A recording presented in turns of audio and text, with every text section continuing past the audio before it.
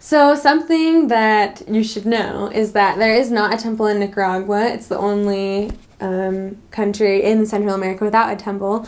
So usually the members will have to go to Honduras to go to a temple. So the church in Nicaragua is developing a lot more than other countries, I would say, in Central America, at least that I've heard.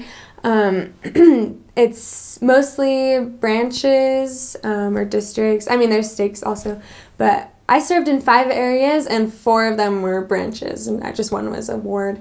And a lot of times, sometimes they have beautiful buildings, church buildings. Sometimes, though, they'll be in another, one time in my 3rd area, the building wasn't a real church building. It was it was a house that they had kind of made into a church building. So, it's definitely developing. It's not going to be exactly like church in the U.S. I mean, obviously the doctrine and everything is the same, but just little things about the culture that we're used to seeing in the church are going to be a little bit different in Nicaragua. But it's amazing. It's just amazing to see the faith of the people there, even though the church is developing and maybe they don't have as many members, but so many of the members are so faithful, and I just look up to them so much. It's great. I would say a lot of people did know who Mormons were, but there were also a lot of people who had never heard of Mormons, which I think if you serve in the U.S., that's everybody's always heard of Mormons.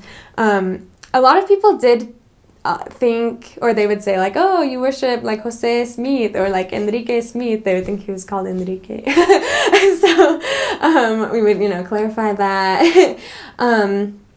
But yeah, I think that they just mostly would just hear about Joseph Smith, and so I think that was something very unique about Nicaragua and pretty cool. It was that people instead of dealing with maybe people in the U.S. would have to deal with a lot of anti-Mormon, but a lot of times we would just deal with, starting from the very beginning. They don't know anything about the church and just teaching them from there. So I think that is a really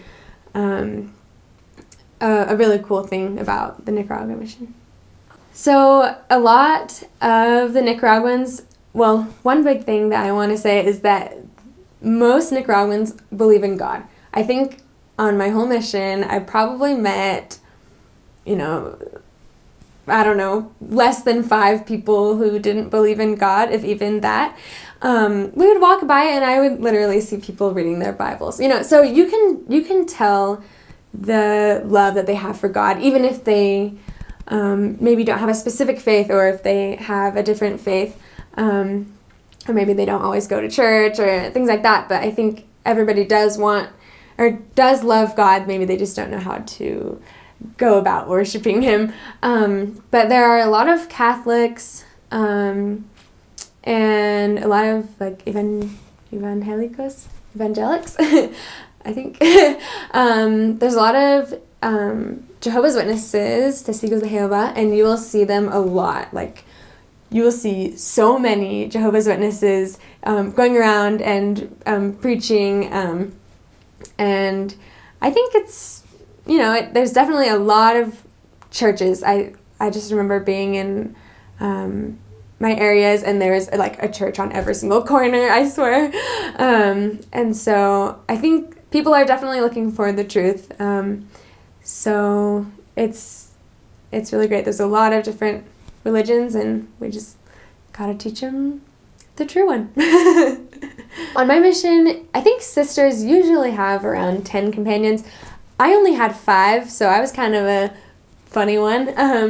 But I actually had, every companion was Latina or Native. And so I think that really helped. I loved it. I think it really helped with my Spanish. I wasn't as tempted to just speak English all the time. I don't know what it's like to have an American companion, so I'm sure that that's awesome too. But I really did like having Latin companions. I thought it was great.